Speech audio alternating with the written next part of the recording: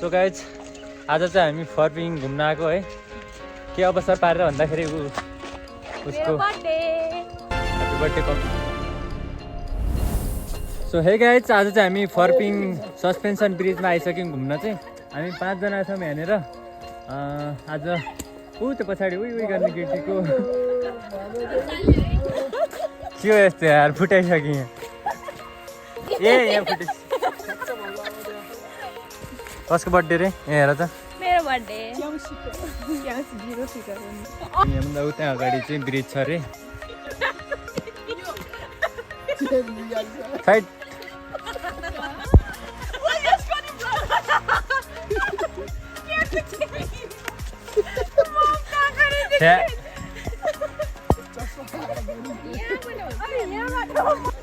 So guys अब चाहिँ हामी तल पुल छ अरे पारीसम्म। सो त्यहाँ जाँदैछौँ। लालीगुराँस नदेखेको मान्छे चाहिँ हुने अब म चाहिँ हुम्लाको मान्छे। यस्तो लालीगुराँस त हाम्रो गाडीको आँगनमा लालीगुराँस हुन्छ हाम्रो। कसैले देख्नु पाएन भने यो है लालीगुराँसको यस्तो हुन्छ है, माथिको टिम जस्तो यो। सो गाइस हामी चाहिँ अब यो तरबुजा फुट्यो नि त, हामी त्यही भएर यहाँ चाहिँ सुरुमा तरबुजा खानु पर्यो। हामीलाई खुवाउँदैनौ त? तिमी खाँदैनौ? हामीलाई पनि जहिले बसाइ यस्तै हुन्छ जहाँ गयो नि। भन त दुईजना ल। सो हामीले चाहिँ यहाँनिर तरबुजा खायौँ होइन, किनभने अगाडि नै फुटिसकेको थियो कि। सो अब चाहिँ हामी पुलतर्फ अगाडि बढ्दैछौँ। सो यहाँभन्दा अगाडि अलिक पुल छ अरे, तर दाँतमा जे खायो नि अड्डिहाल्छ कि।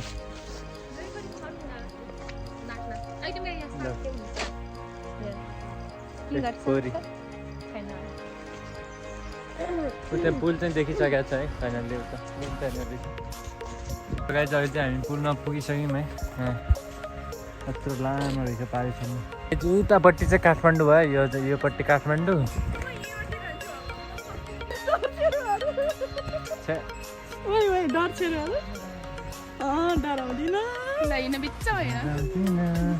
हेर न कस्तै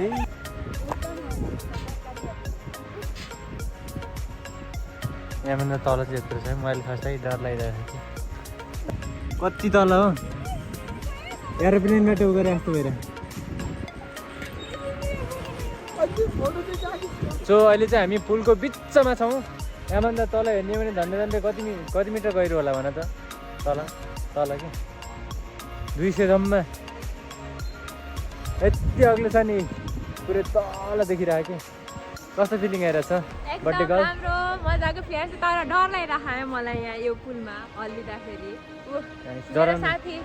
हेर न मोटी भनिदेऊ त के भयो तिमीलाई?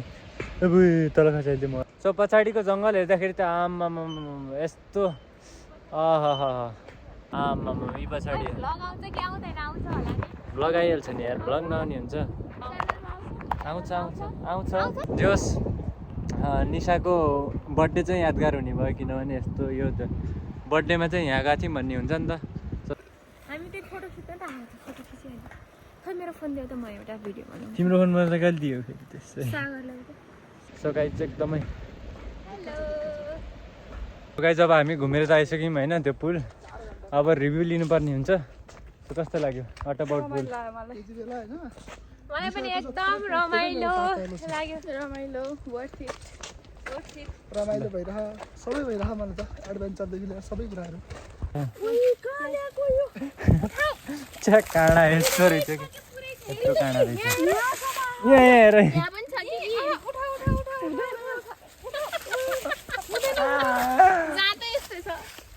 सो गाइज अब चाहिँ हामी यहाँनिर चटपटी बनाउँछौँ होला। भात खाएर आएको एकदमै, तर खासै भोक लाग्दैन।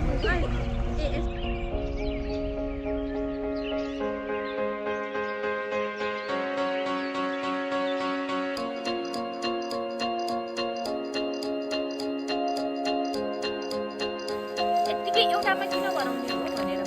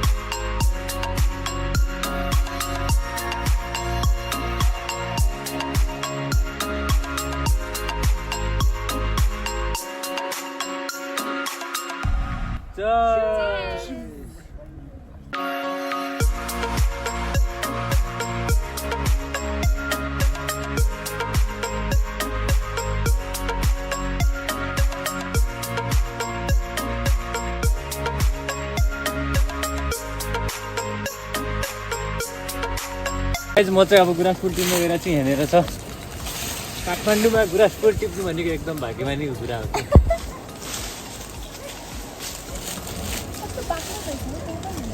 ओहो